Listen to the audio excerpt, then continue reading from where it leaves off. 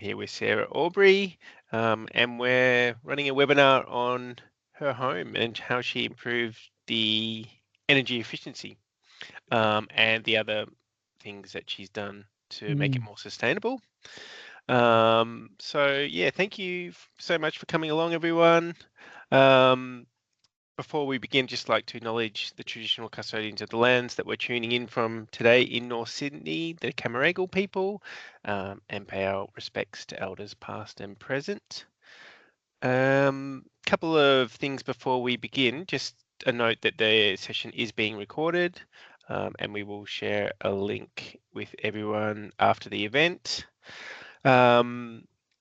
Yeah, we'd love to have it to be interactive. So send through your questions at any time, and we'll jump in and try to answer them as when we can. And also, we've left a bit of time at the end for a bit of a Q&A. So yeah, thank you for coming along. So without further ado, welcome, Sarah. Thanks for joining us tonight. Thank you for having me. Hey, so everyone, there are a lot of slides here, so I'm going to smash through this pretty hard. You can, of course, put questions in the chat as you go along, and I guess Jordan can have a look at it. Otherwise, just take some notes if there's a certain section you want me to go over. But I'll start sharing my screen now, and then I'll go over here to this little bit here, and we'll do a little bit of this right now, and we'll start. And everyone can see that, I assume, I hope. And this is my energy efficiency retrofit, which I did in 2022, at the end of 2022. So it's a Federation house. You can see there, 117 years old, double brick. We had ducted aircon and one wall split, which was over 20 years old. We had gas hot water, gas stove, unflued gas heater, floorboards. We still have no carpet, just rugs, slate roof. We had a very old blow-in insulation in the roof and no underfloor insulation. So that's kind of what we began with our home. So why did I do a retrofit? The house was freezing in winter, which I was just discussing actually with Jordan, and I work from home, so I spend most of my time there. And I just thought, well, why not fix where I am rather than going out and buying an EV? And when we turned off that ducted air, the house just did not retain the heat. It was cold 20 minutes later. I was like, this is just not right. We need to do something about this. And it was to make the house more resilient to more extreme weather and to avoid future bill shock. We were using a huge amount of electricity in winter, over 41 kilowatt hours. 2 people, shocking, very embarrassing, plus gas.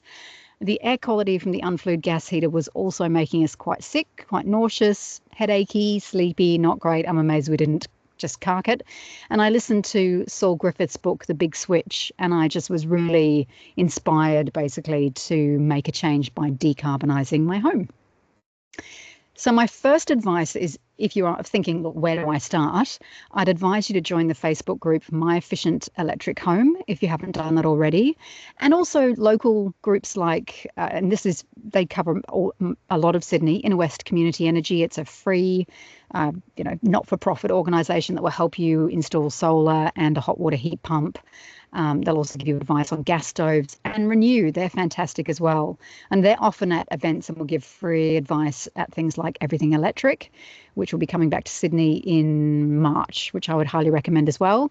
And most importantly, and this is the biggest thing that I personally did, was I got my home assessed by a residential efficiency scorecard assessor. $500, the best $500 you'll spend, I'm telling you now.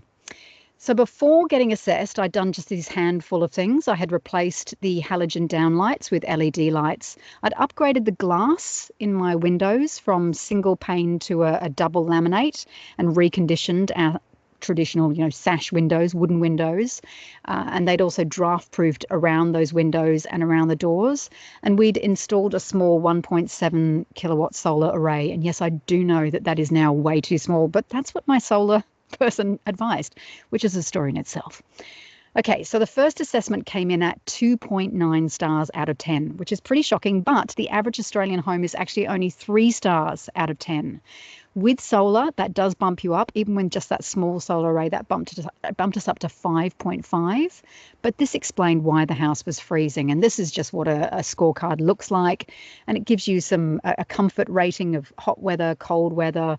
And then you get a really detailed report. And this was what I used as my Bible. It gave me some short-term and long-term, essentially, advice and it was like, do it if you want to, do it when you have the money kind of thing. So the short-term priorities were to top up our ceiling insulation because it was really patchy and it was really old blow-in. In fact, it was missing in places. To seal gaps and cracks. So we'd done a bit of draft proofing, but there was a lot of gaps and cracks. It's a very old house.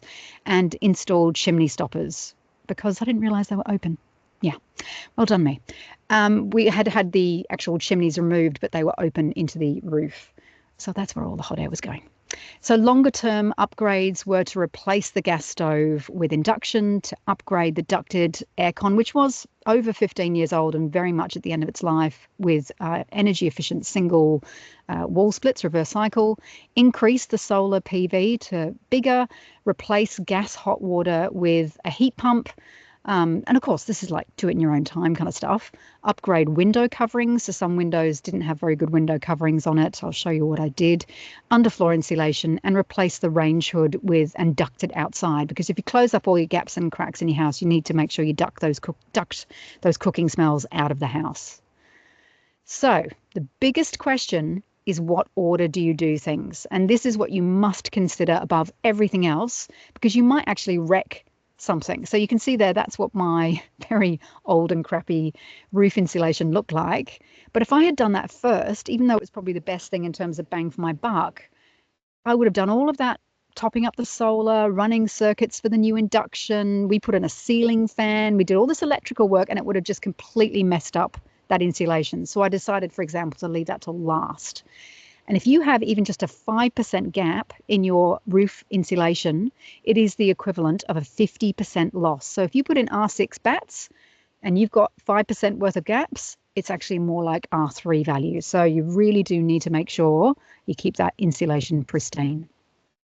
So the first thing that I did was actually replace this 1997 range hood that was ducted to the top of the cupboard for some inexplicable reason. And the reason I did that is because when I put in the induction stove, I didn't want someone putting in a hood, dropping a hammer or a screwdriver onto my lovely new stove. So we ducted that to the outside.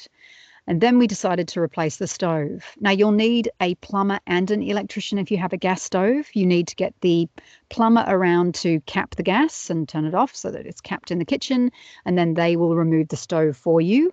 And then you'll need an electrician to run a circuit, a whole new circuit, similar to what they run for an oven, to your induction stove. So that's an added expense that you do need to consider, as well as obviously the cost, and make sure that it's cut to size. I had to race and get someone to come and cut a centimetre off on the day the electrician was there. Always be prepared for unexpected surprises is the next thing I would say. Sarah, off the top of your head, can you remember sort of roughly how much that process costs? Yeah, look, the circuit itself varies because the distance from your board, obviously, to your kitchen. Mine was about $1,000. It varies between, I think, about $700 to $1,000. And I mean, I got my induction stove on sale for like $1,200. You can get IKEA ones, which people do say are great, for $700, $500. It's up to you. It depends on the cutout in terms of your bench. So yeah. Okay. But yes, it is an expense, so do consider that. So yes, be prepared for unexpected surprises. On the left there is the hot mess that was my electricity board. I think that meter was older than me, and we obviously needed a smart meter installed. So on the right hand side there, you can see I've completely upgraded the board. Again, that was an expense I wasn't expecting. One of the first things you should do is actually take a photo of the board and send it through to your electrician, and just check that there's space to add things if you are going to add things like a heat pump or an induction stove, for example. And with us, we went from a single air conditioner or two air conditioners to 4. So, 5 now. Okay, so the second thing that I decided to do was remove the ducted aircon. It wasn't even working properly. We'd had it repaired twice.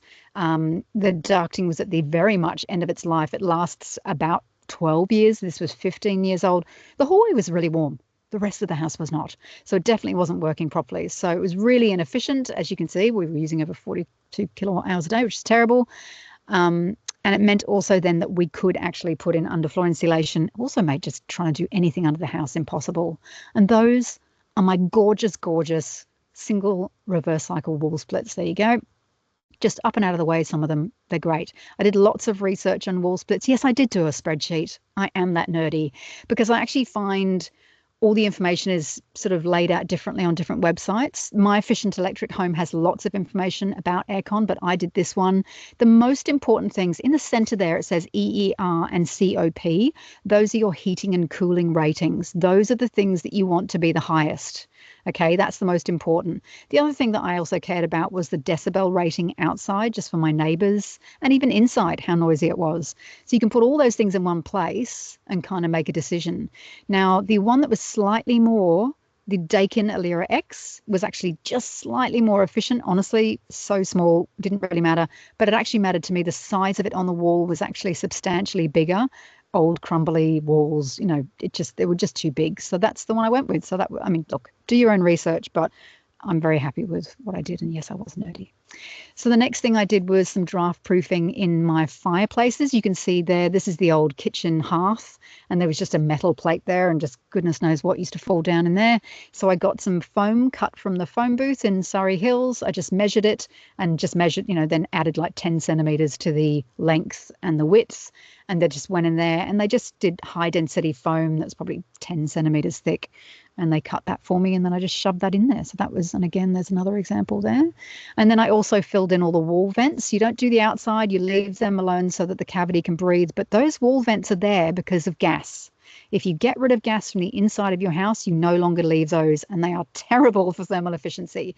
And I actually used a black flexible caulking to do that. And then just a damp cloth. So I didn't even have to repaint, and they still look open. See, they, for nice decorative vents, it's nice to do that. But you don't need those vents anymore. Goodbye. And this was the other good thing, because your residential efficiency scorecard assessor comes in with a thermal camera, and they find things that you have no idea about. Very commonplace for you to have gaps and cracks is above window frames and doors. That left photo is actually my kitchen door. There was a massive gap there, and it was just like radiating cold, and we had no idea. And again, that was in front of the fireplace on the right hand side, and I used black flexible caulking there, and it just kind of looks exactly like it looks now. And she also recommended going along all the skirting boards. So I used a clear, it goes on white, but it dries clear, flexible caulking on the left there. And again, I used, look at that gap by the slate step back door. Terrible, right? That I filled in with black caulking too. So I filled that in. And if you have really big gaps on the right-hand side there, I highly recommend using gap filler rod. So you're not just using loads and loads of caulking. You can shove that in first and then put the caulking in on top, which means it just doesn't fall through. So they come in different widths, those gap filler rod. And then also definitely put these adhesive brushes on the inside of your door, and then on the outside of your door I recommend the RP3 by Raven, and that actually flips down and it just stops wind and cold and things coming in when you have that on both sides. So on your external doors, it makes a huge difference. And some people put those brush ones on laundry doors as well because they're often cold, and that's my dog Bindi. Yeah. Okay, and there's Bindi again. So then we had to patch up the holes in the floor from the ducted air. So we rescued some boards from just down at the local hardware store. So we didn't have to obviously do anything to them, and they matched. And then we did actually have to get some new boards. That's what they look like there. Not bad, right?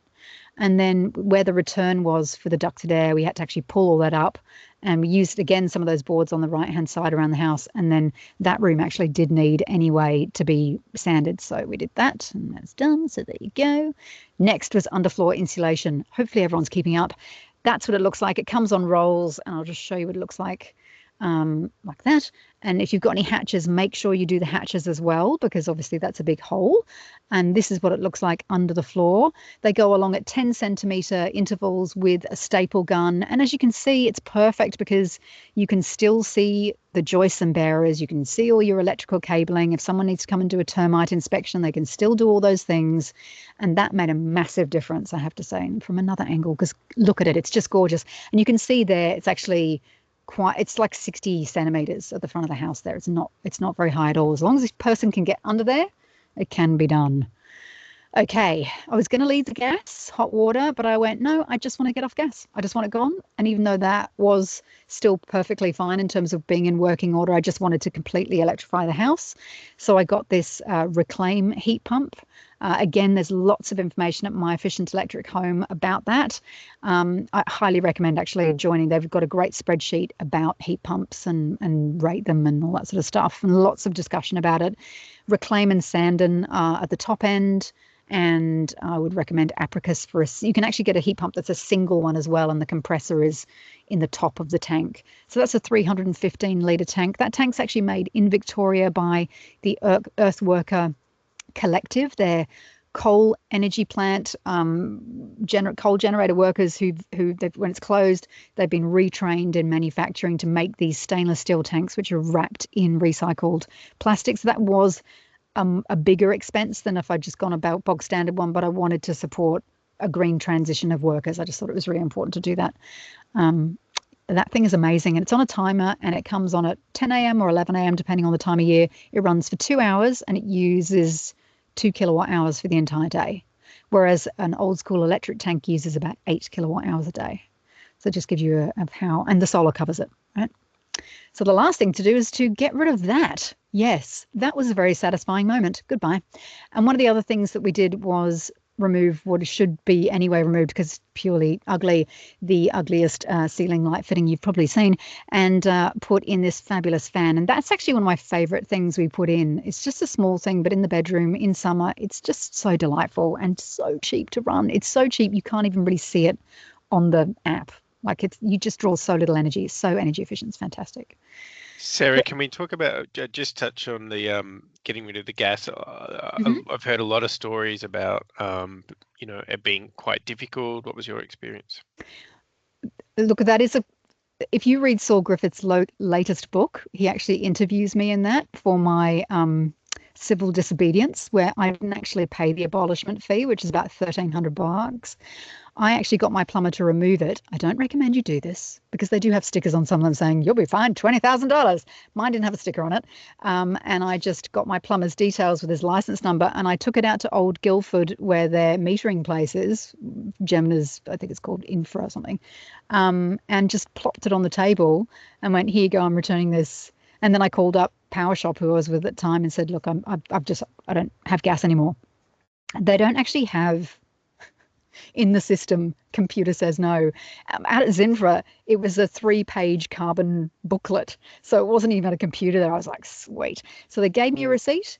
2 weeks later, someone turned up to read the meter. He was like, what?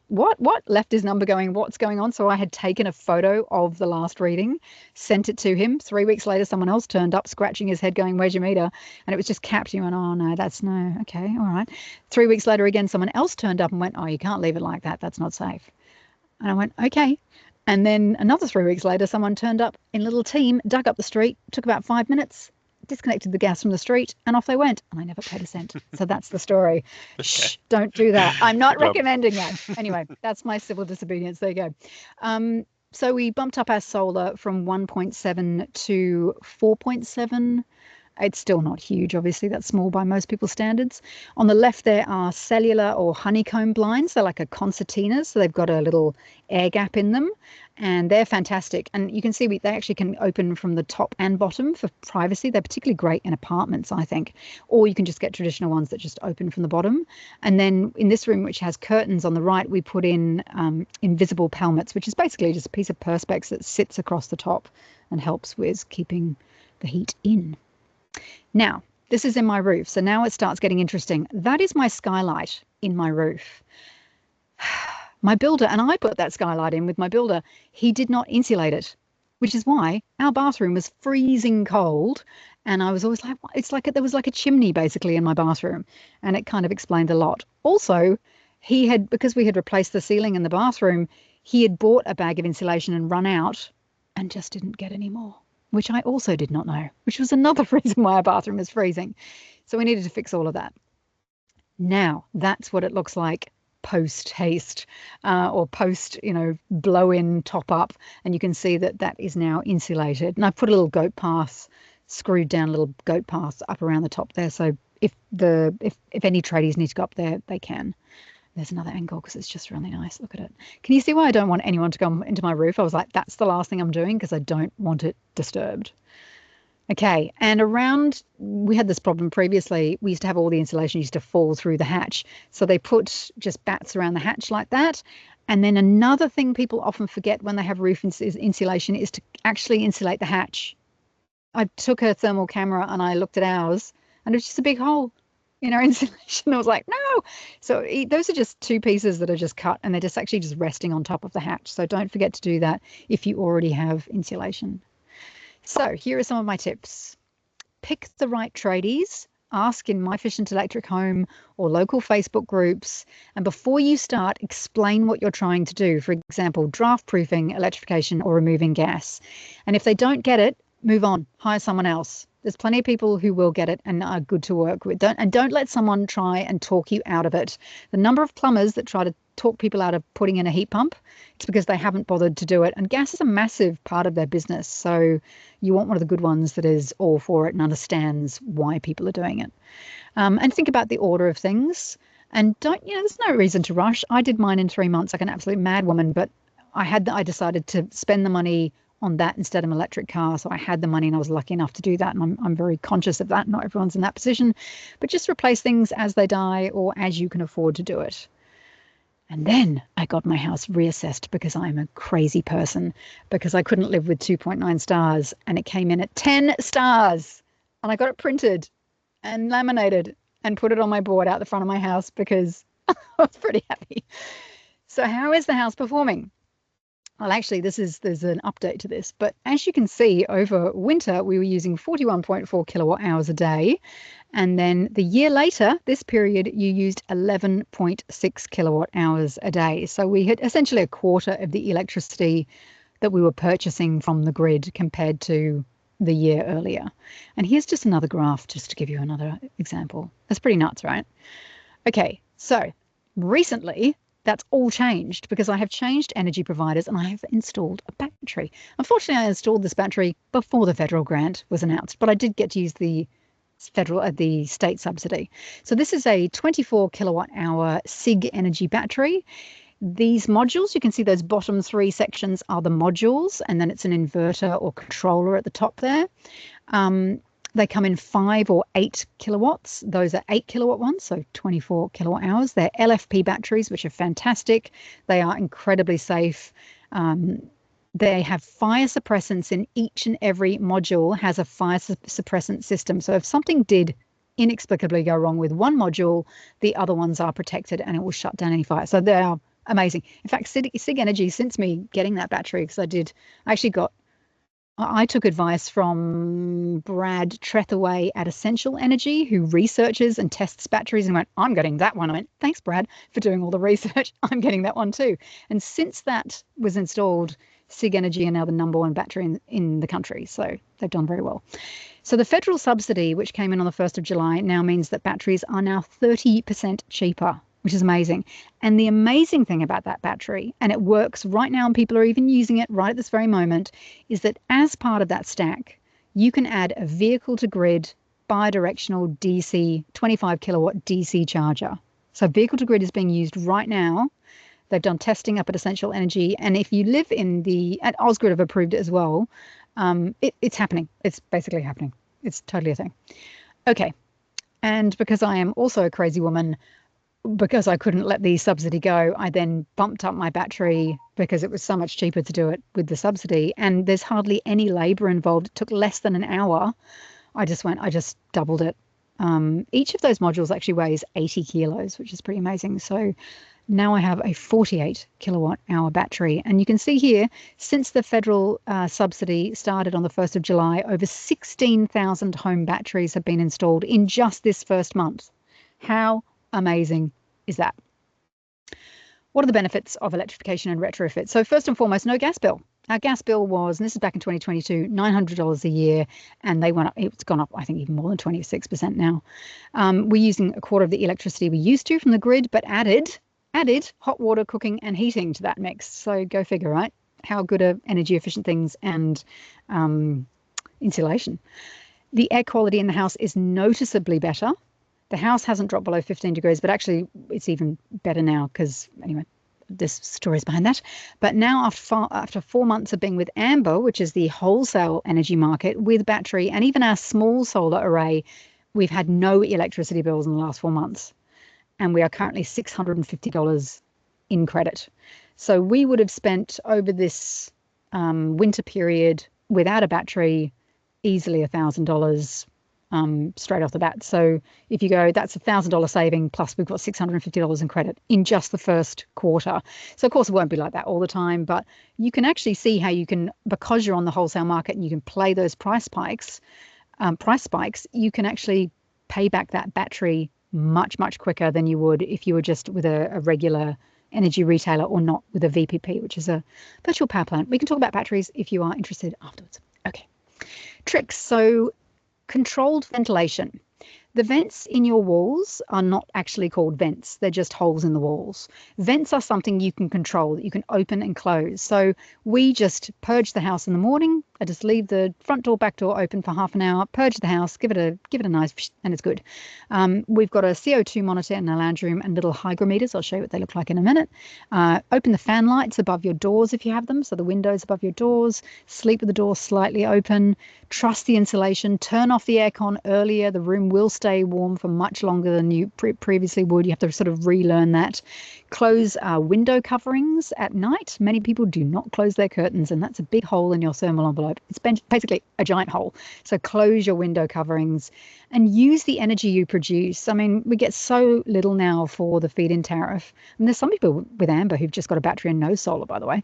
But run your appliances during the day. Use that solar and fill the battery during the day as well. And the wholesale market is very cheap in the middle of the day because it's more renewables than anything. So it's actually great. We do buy from the grid a lot. And understand your electricity bill. What is a kilowatt hour? What tariff are you on? Do you have a smart meter or a solar app? Can you monitor those things? And this is just some of the things that we use. So that's a indoor air quality meter. That's the CO2 monitor there, and that's the app in the middle that it comes with it. So that tells you the temperature, the humidity, excuse me, the CO2 level and the noise. And then those little hygrometers or hygrometers, you just get them on Amazon. I've got about 6 of them around the house in different rooms so I can keep an eye on the humidity and the temperature. And obviously I'm just talking too much. There you go. Hang on, just take a sip of water. Okay, and if you do have solar, become a legend with the solar and UV apps. Because if you know it's going to rain tomorrow and you need to do things, then just hold off for a day if you can. If you know it's going to be sunny the next day, you can use your solar that way. Excuse me. And then that was our solar app, that middle one. And that was our PowerShop app. Our PowerShop, even though they were kind of annoying, got really expensive. Their app was actually fantastic and you could really monitor your usage. I actually really liked that. Now, this is the Amber app, excuse me, and the Sig Energy app is on the right-hand side there. This app is amazing. It's so easy to use. So that left one, you can see that live is highlighted at the top. So it's saying that right now it's 78% renewables. If you bought, it would be 19 cents a kilowatt hour. And I had spent that at that particular moment, 56 cents that day. And then if you look here, it says, this is another example, which is the live, this is the live prices, 8 cents a kilowatt hour because it's 68% renewables in the grid, right? You can honestly, immediately, as soon as you see the wholesale price, you just see that actually renewables are the cheapest form of energy, because even with coal overnight, it never drops below like 16 cents. It gets down to 5 cents. So you imagine you fill the battery with that, and you can see it's actually that little sun with the minus 2 cents next to it. That means it's negative solar. So if I was putting excess solar into the grid at that moment, it would cost me. So you don't want to have a solar array too big and a battery too small. You want to be able to soak up and use that solar. So yeah, that's kind of an idea of what the app looks like. And that is our battery called Event Horizon. And that we can monitor everything through that. We can see what the solar, we can see what the house is using. At that particular moment, the house was using 1.25 kilowatts. And the solar it was late afternoon, so only 0.45 kilowatts. And just gives you all the information you need. And at that moment, the battery was at 43 kilowatt hours, so almost full. And we are so close to the end. So yeah, understand your usage as well. So on your energy bill, there'll be that average consumption. So you can see from my Power Shop thing there, it was saying that our average consumption was 11.6 over that winter period, which you can see is only just over what one person would use, and there's 2 people in our house. So we were doing quite well. But before, we were using 42 kilowatt hours, which is how many people? It's too many to even be on that list. And what is a kilowatt hour? Just so you know, everyone have a quick read of that.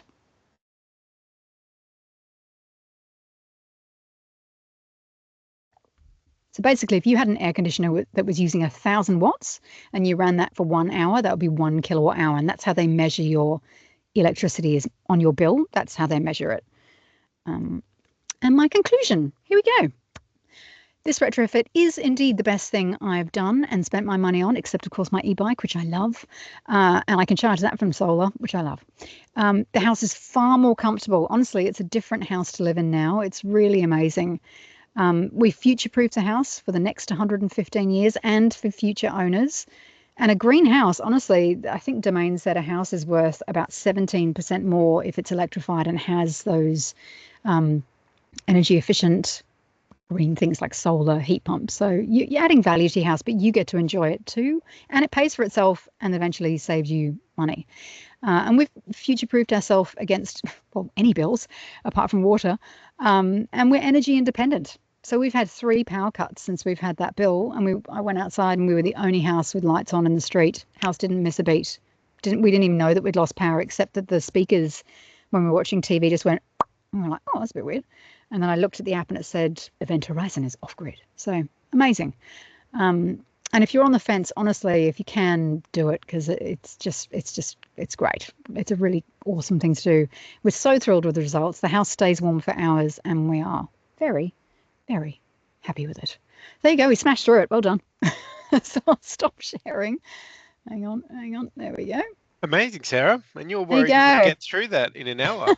I know. Powered through. Half an hour. There you go. Yeah, amazing. Thank you for that. And yeah, really, awesome picks. I think that help give me a better idea about what you actually did and how it sort of worked. And yeah, it's great hearing the story and your journey. We had a couple of questions through just about how and finding an assessor. How do you find someone and organize that? Look up residential efficiency scorecard assessor on there, and actually it will come up with ones. The site, one of the first sites that comes up, actually says ones in your actual area. But I used a company called, no affiliation, Sustainability Certified, and I would recommend them to anyone because Mel did an amazing job, and Mel and Kel, not joking, Mel and Kel, but I think it's just Kel at the moment, and he is absolutely brilliant.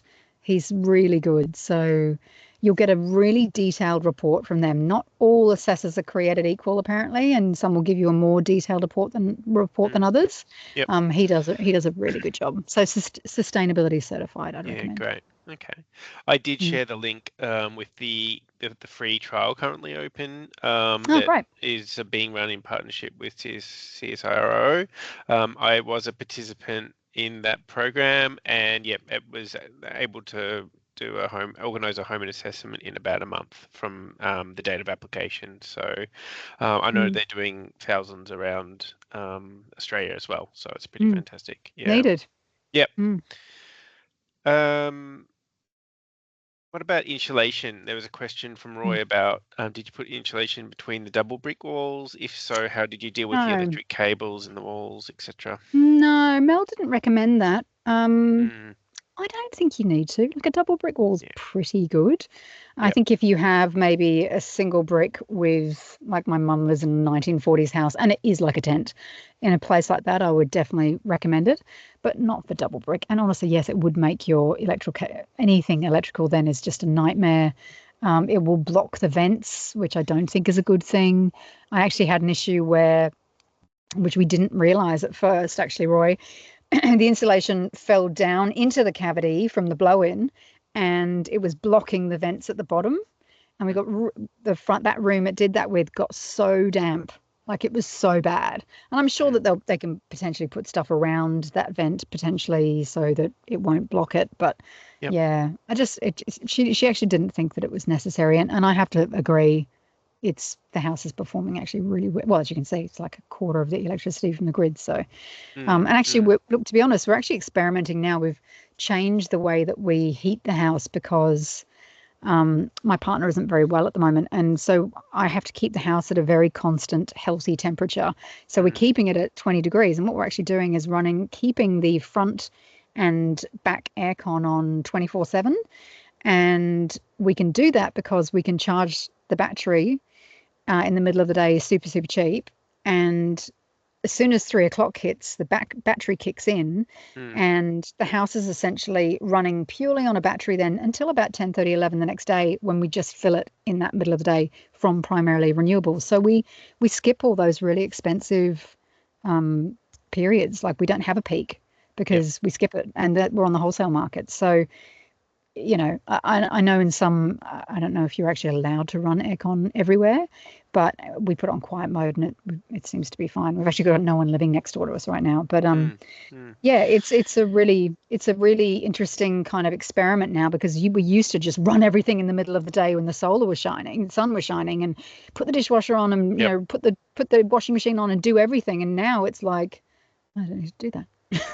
Just just still, I mean, we do still, but we don't stress about it. And it is amazing, essentially, that we are almost like independent of the grid. We're not drawing from the grid at all. And actually, during a price spike with Amber, which don't happen very often, which is why we're in such high credit, because we sell during those really high periods. It can go up to $20 a kilowatt hour or more. So you how does sell that work? at that time. How do you sell it? Do you have to manually do that? Can you set it automatically? No.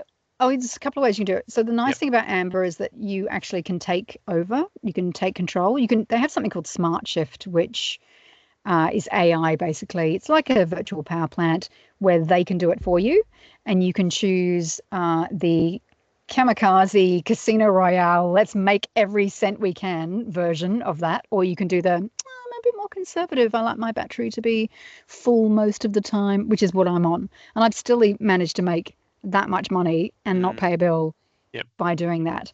And then at any time, if I go, I know I need to keep a bit more power back because that spike's going a bit longer, I can just stop Smart Shift and I can just self-consume. I can take full control of the battery, which I also like. And that's kind of why I bumped up the battery as well, because it means, say you've got a day, the next day is bad weather and it's a bit more expensive, I can just ride out and power the house for a good couple of days easily and not worry.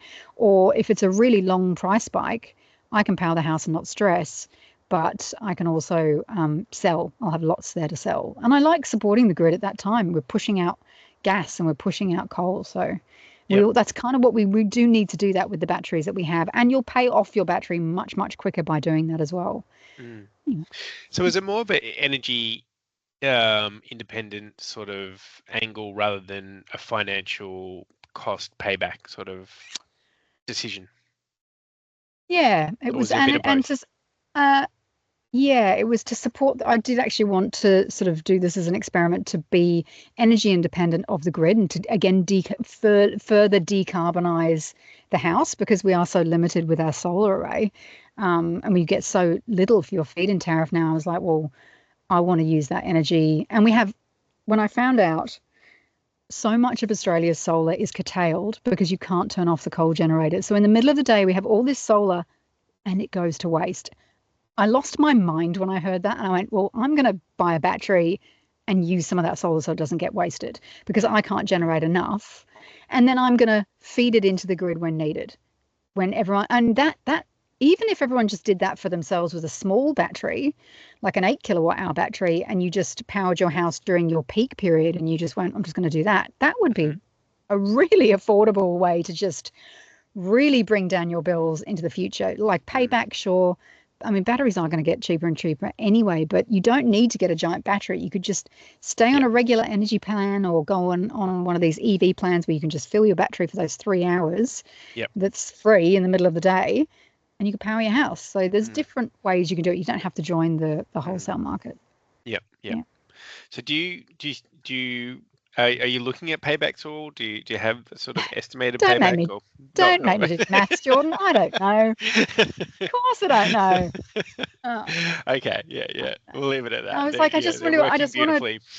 Well, because I'll keep an eye on how much it's making and how much I'm not paying bills. Like I'll be able to figure it out. I would Yeah. imagine payback would be because at the moment, if you're just with, I think if you were just like doing it and you weren't with a VPP and you were just like doing it, it's like 10 years.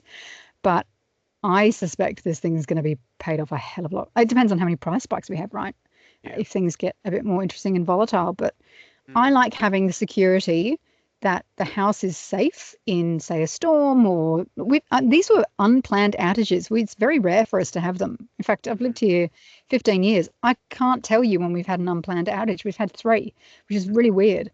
And I just really like that we're just completely unaffected by that.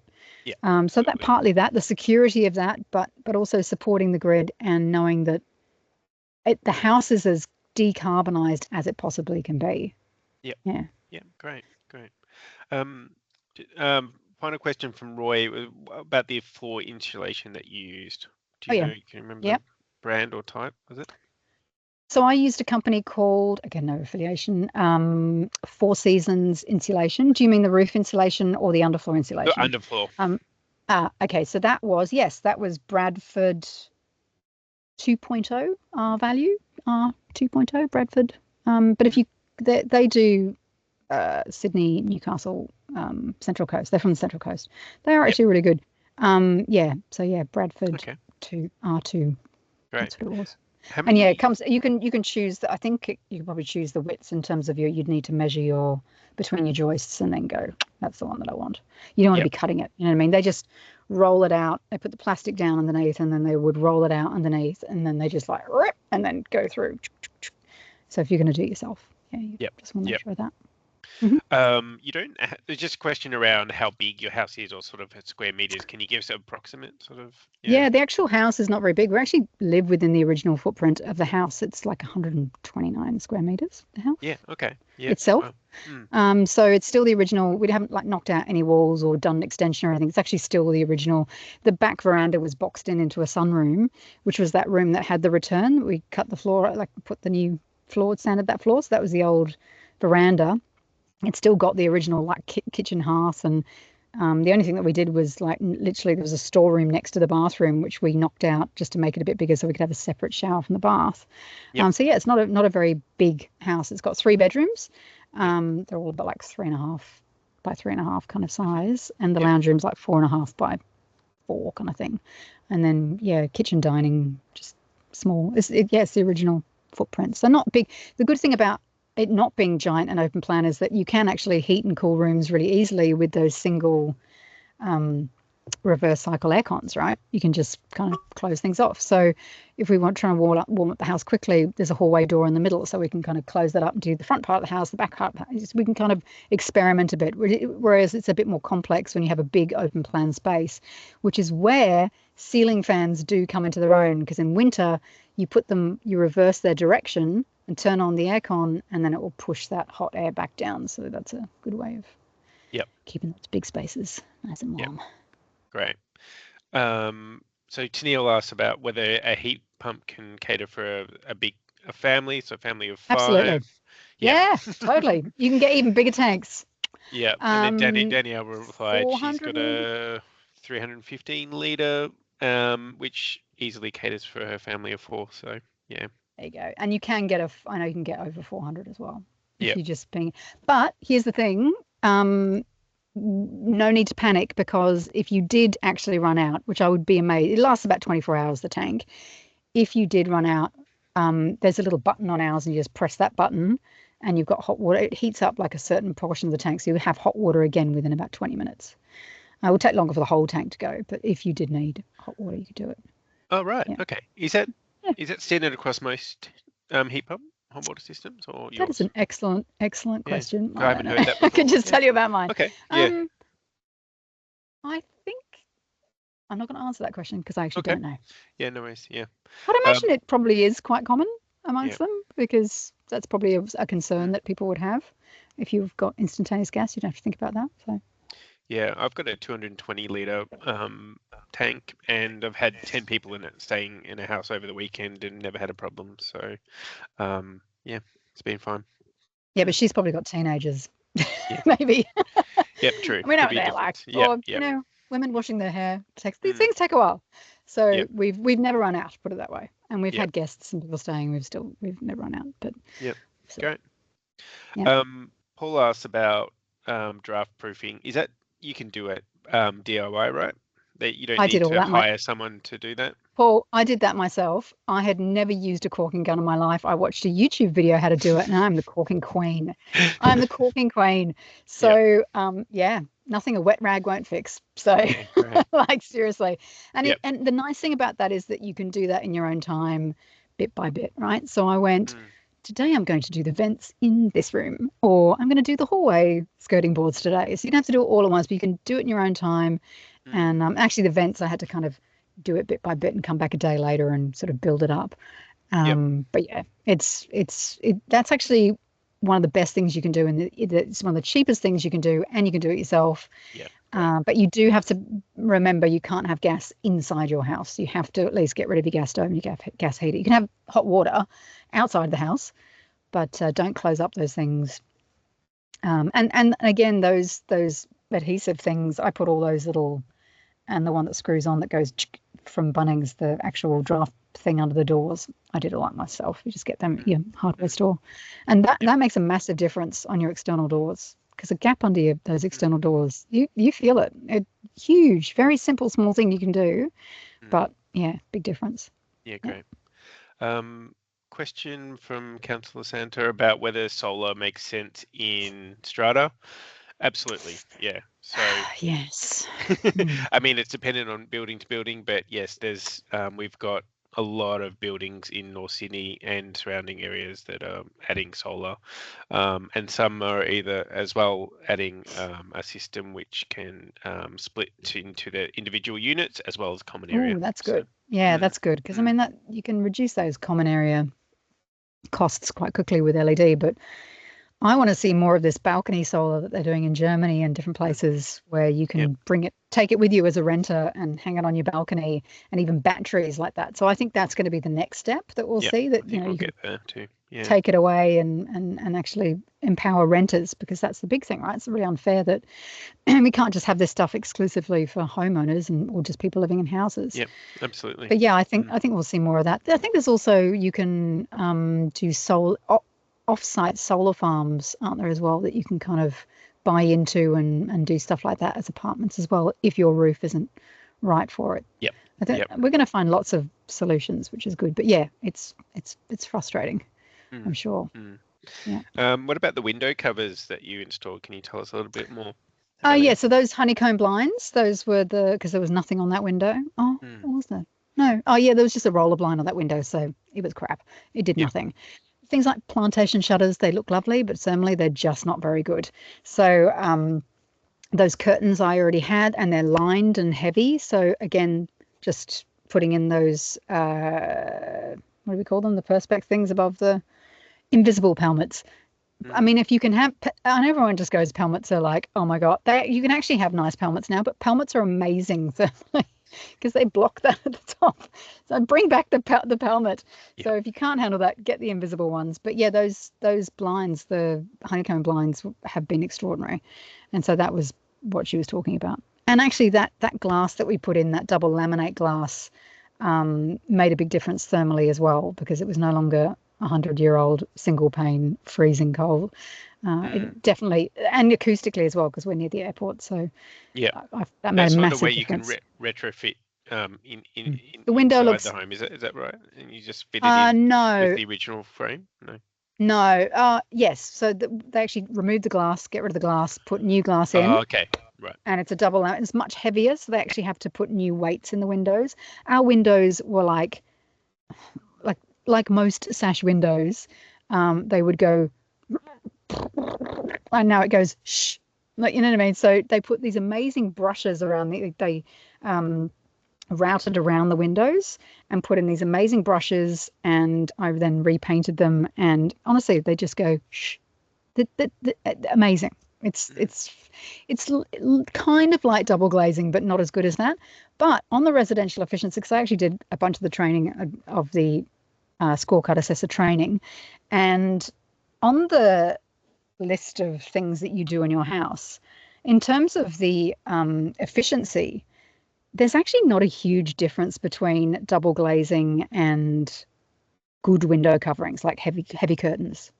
So if you want to save yourself a load of money, if you can't afford double glazing, get some really good. And you can buy secondhand curtains. There's a place in Melbourne called the Curtain Exchange. They've got beautiful curtains, beautiful lined, heavy, expensive curtains that you can buy, and they're secondhand. There's lots of options, but curtains are amazing. But you want to get heavy ones with lining on them, and they help with noise as well. But they make a massive difference if you can do it. Yeah, great.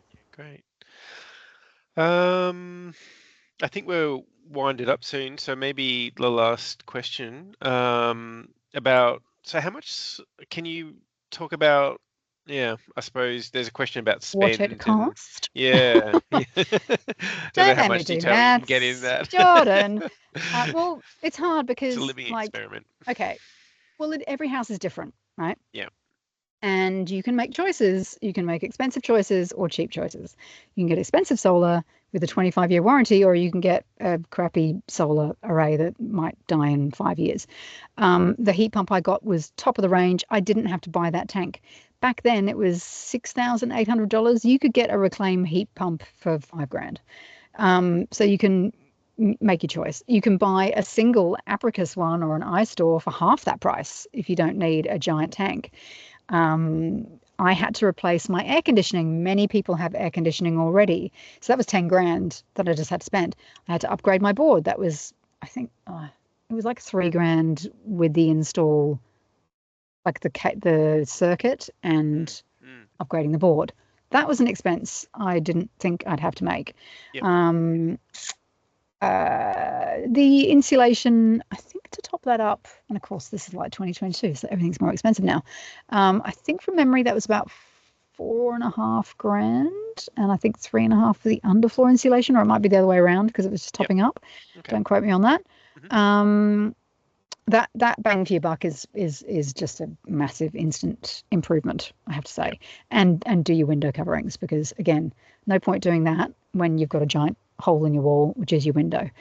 And insulation works in tandem. This is probably the most important thing. Many people would think, oh, well, I'll just get rid of gas and I'll put in energy efficient appliances. I'll just change them. And we have things like, for example, a 10-year-old heat pump dryer, which uses like literally a third of the electricity of a sure, they're cheaper to buy, but long-term running costs uses a third of the electricity, right? So we have stuff like that. But you can't buy energy efficient things or put in energy efficient insulation if you don't also do your insulation, because the insulation means the aircon doesn't have to work as hard. So it gets it up to the temperature and then it retains it. So that's the key, those two things, the energy efficient goods, the appliances, but also the insulation. Like they're so important that they go together. And that's probably my biggest takeaway. You can't just do one without the other. That's great. Yeah.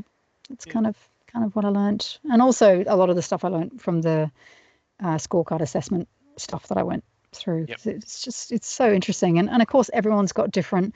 Some people have instantaneous gas. Some people have, like in Melbourne, nearly everyone's got gas heating because that's like the main way that people heat homes. That's more complex to get rid of.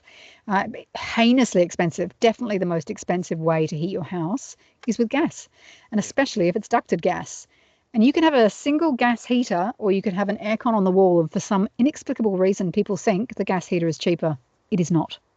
The cheapest way to heat your house is to use a single reverse cycle aircon. Hands down. And the cheapest way to cool your house is with a ceiling fan, or the next cheapest is the aircon. So no question. I think there's a bit of a misconception that gas is cheaper, and it used to be. It's just not now. And again, that instance, when you get rid of that gas in the house, you're not paying that daily charge. So on top of all the stuff I've done, sure, it's an expense, but if I was to sell my house tomorrow, that would be the biggest thing that I'd say the house is, right? No bills, energy, 10-star energy efficient home. And yeah, I mean, it's just a selling point then, but I get to enjoy it. Yeah. And as I said, like before we even did the battery, we were saving $2,500 a year. So that stuff does start to pay for itself over a period of time. And now it would be more. Thank you so much, Sarah. Really appreciate taking time and sharing all that info with us. So, okay. Yeah, thank you Don't make me everyone do maths.